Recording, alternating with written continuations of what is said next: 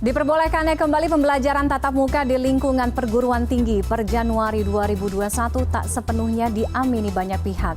Pasalnya kekhawatiran di tengah angka positif COVID-19 yang belum terkendali menjadi sorotan. Lalu bagaimana kesiapan perguruan tinggi sendiri menghadapi dibukanya kembali kampus? Kami bahas bersama Jamal Wiwoho, Ketua Majelis Rektor Perguruan Tinggi Negeri Indonesia. Pak Jamal, selamat malam Pak Jamal. Selamat malam, Mbak Fani. Oke, selamat malam Pak Jamal. Per Januari 2021, saya tanya dulu kesiapan dari perguruan tinggi sendiri dan juga untuk memastikan keamanan karena kurang dari sebulan kan Pak pembukaan kampus atau perguruan tinggi ini nantinya. Ya, jadi pertama bahwa pembukaan kampus untuk mulai Januari 2021 itu berdasarkan surat keputusan bersama 4 menteri yaitu Mendikbud, Menteri Agama, Menteri Kesehatan, dan Menteri Dalam Negeri.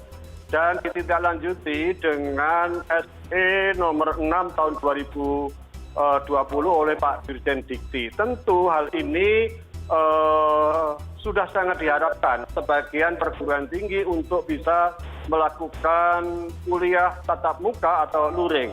Walaupun di sana-sini dengan persyaratan-persyaratan yang sangat ketat, utamanya dalam menghadapi pandemi COVID-19 ini. Oleh karena itu, kampus diharapkan mempersiapkan diri. Kalau kita melihat di dalam surat edaran Dirjen Dikti itu ada tahap persiapan, tahap pelaksanaan, dan tahap evaluasi atas pembelajaran yang akan dimulai pada Januari tahun 2021. Oke. Iya, Pak. Oke, Pak Jamal, kalau kemarin kita bahas juga terkait dengan pembukaan sekolah per Januari depan ya, banyak pro kontra. Sama halnya dengan pembukaan perguruan tinggi atau kampus. Ini kan tinggal menghitung minggu, kurang dari 1 bulan lagi.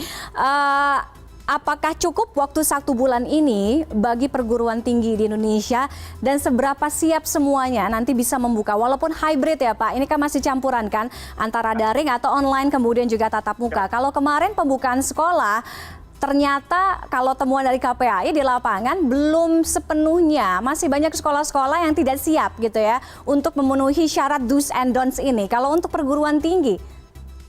Ya, khususnya kalau di MRPTN, yang MRPTN ini kan perkumpulan dari para rektor perguruan tinggi negeri, di mana perguruan tinggi negeri itu kan ada 122 perguruan tinggi. Jadi lebih dari 91 perguruan tinggi itu yang tergabung di dalam MRPTN, sebagian besar itu menyatakan siap. Karena apa? Karena harus diakui bahwa mulai Maret tahun 2020 ini sampai sekarang kan belum pernah ada kuliah tatap muka dan sebagian mahasiswa sudah ada yang menginginkan untuk bisa dilakukan tatap muka. Tentu dengan memperhatikan protokol COVID yang ditetapkan oleh Satgas COVID-19. Oke, artinya tanggung jawab kalau misalnya nanti ketika ini kembali dibuka, kemudian ditemukan ada kasus positif atau yang bisa dibilang klaster universitas atau klaster kampus, tanggung jawabnya nanti bagaimana Pak? Jadi begini, pembukaan kampus untuk kuliah ini kan sifatnya adalah pilihan, tidak wajib. Misalnya saja ada sebagian kampus yang memilih hanya untuk semester 2 dan semester akhir saja. Semester 2 itu hanya untuk separuhnya. Jadi kalau itu bisa misalnya ada mahasiswanya 100, maka yang boleh masuk untuk semester 2 hanya 50.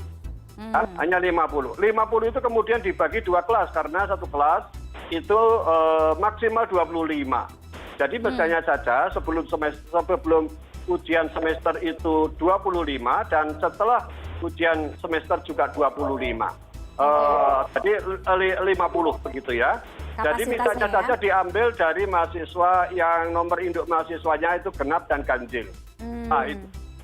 Oke, Pak Jamal, kita tahu kalau untuk perguruan tinggi atau kampus, baik mahasiswa-mahasiswi atau dosen, ya kan, sebagian ini ada yang berasal dari luar daerah, artinya luar daerah dari tempat universitas lokasi kampus tersebut kan. Nah ini nanti proses screeningnya gimana? Kalau misalnya nanti ada mahasiswa gitu ya yang menyatakan, oke saya siap, saya mau ambil kelas gitu minggu depan, tapi kita nggak tahu gimana nanti asalnya seminggu sebelumnya dia berasal atau dari pulang kampung kah atau dari kemana kah, luar kota kan. Screeningnya baik mahasiswa dan dosen terkait hal ini seperti apa?